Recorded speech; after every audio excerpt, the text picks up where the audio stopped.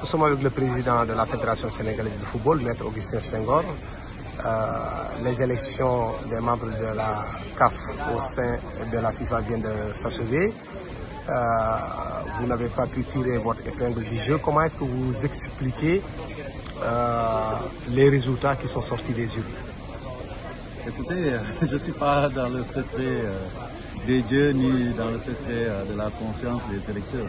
Mais à la computation des résultats, je vois que les choix se sont portés sur d'autres candidats, d'autres pairs qui étaient candidats au comité exécutif, ou même vice-présidents qui ont été préférés à ma propre personne et à d'autres. La lecture que j'en fais, c'est qu'on est en démocratie, c'est des élections. Je dois de manière crue accepter le résultat avec beaucoup de fair play, ce que je fais. Après, il y a certains constats qu'il y a lieu de faire par rapport à tout ça. En voyant au fil de la proclamation du résultat que c'était quelque part des votes bloqués, c'est ça qu'il s'agit. Après, on peut s'interroger parce que quelque part aussi, ce qui me tenait le plus à cœur, c'est qu'on puisse aller à des élections, quoi qu'il arrive, parce que tous les candidats qui ont décidé de se présenter méritaient d'y aller. Après, la seconde chose aussi, c'était qu'on puisse passer à un vote qui permette que les suffrage s'exprime de la manière la plus claire, la plus transparente possible. Et quand on voit le résultat, on est un peu déçu parce qu'on se rend compte comme si tout était déjà joué d'avance. Qu'entendez-vous par là, tout était joué d'avance? Écoutez, vous étiez dans la salle, vous avez fait le constat, c'est-à-dire quand on voit que sur les listes, les gens sortent par ordre chronologique de la même manière. Comment on peut interpeller ça?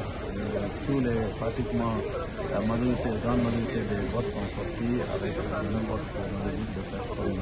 Et les mêmes personnes répétitivement, parce que ce n'était pas un vote individuel. Si c'était pour un seul poste, on peut comprendre, mais c'est des votes groupés. Et comme par hasard, on pas attendu que on voyait que c'était les mêmes noms. Et ce qui plus est, on sait que la veille, le bruit a couru et même certains candidats ont porté auprès des votants l'idée qu'il y aurait une liste établie quelque part qui devrait s'imposer à tout le monde. En mémoire, je ne compte pas chercher le bouc émissaire. J'ai décidé de participer à des élections, j'ai perdu. J'étais là, tout le monde a voté, donc c'est le choix des votants. Est-ce que ce choix-là ne me questionne pas? Pour moi, ça me questionne. Il ne faut pas chercher des faux clients ou des boucs émissaires. Si les choses ne se passent pas normalement, il faut reconnaître que c'est nous-mêmes, il ne faut pas chercher la petite bête auprès soit de la FIFA, soit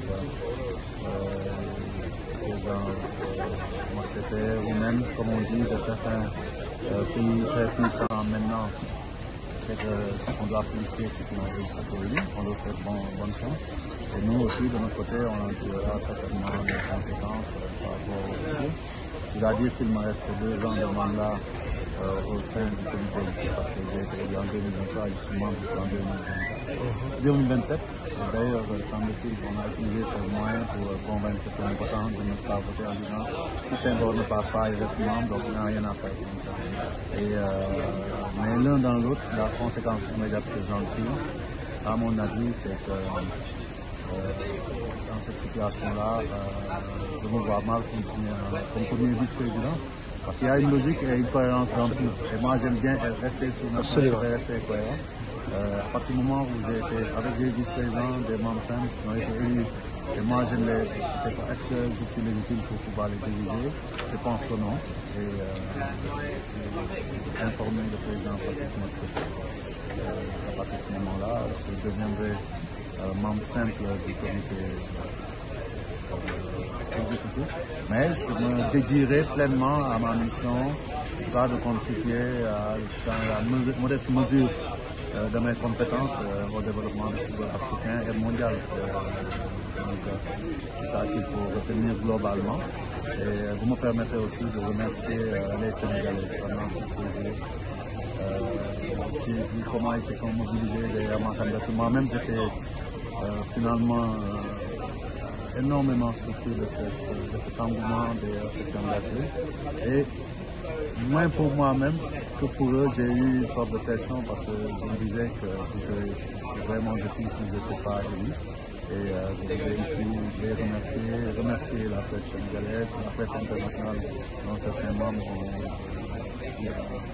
prononcé même rendement sur certaines situations qu'on traitait aux uns et aux autres et qui semblent s'être avérées parce que quand on voit les résultats, il ne faut pas se cacher derrière son petit doigt, on sait que ce qu'on disait, ça s'est réalisé. C'est dommage qu'on ait quelque part pour le Sud-Africain. Mais encore une fois, je le dis, le problème de l'Afrique, c'est nous autres les Africains, ce n'est personne d'autre.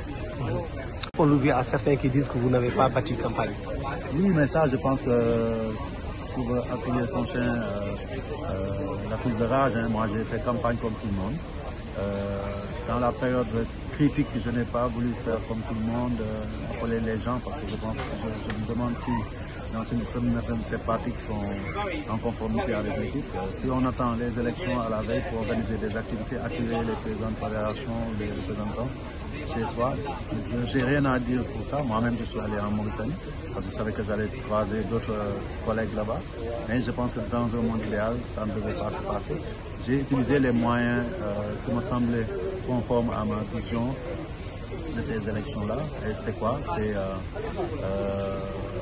faire mon manifeste de candidature, parler de mon profil, parler de mon pays, pour tout ce que je représente pour le football, m'adresser directement à l'ensemble des présidents de fédération par divers moyens. Tous mes collègues présidents ont reçu un document par WhatsApp, ils l'ont reçu par email de ma fédération, de fédération à fédération, ils l'ont reçu même par DHL. Et à chaque fois que j'ai eu l'occasion, que ce soit en Mauritanie, à Praia quand on était là-bas, mais ici aussi à la République de Brésil, j'ai parlé à tout le monde. Après, c'est des choix qui sont faits. Je ne pense pas qu'aujourd'hui on puisse défendre ces manques de démocratie. Aussi disent qu'il y a eu certains candidats qui ont été soutenus par leur État. On parle de la Côte d'Ivoire et d'autres pays. Ce n'est pas le cas du Sénégal apparemment. Qu'en est-il exactement? Écoutez, moi je pense que je ne vais pas entrer aussi dans ce terrain. Je pense qu'aujourd'hui, au même titre que j'ai remercié les Sénégalais, je remercie les autorités sénégalaises parce qu'au moment de déposer ma candidature, j'en ai parlé à l'autorité, le ministre, et donc il m'a donné sa bénédiction, son onction pour que je puisse y aller. Avant de venir ici aussi, elle m'a appelé pour savoir ce que je pouvais faire.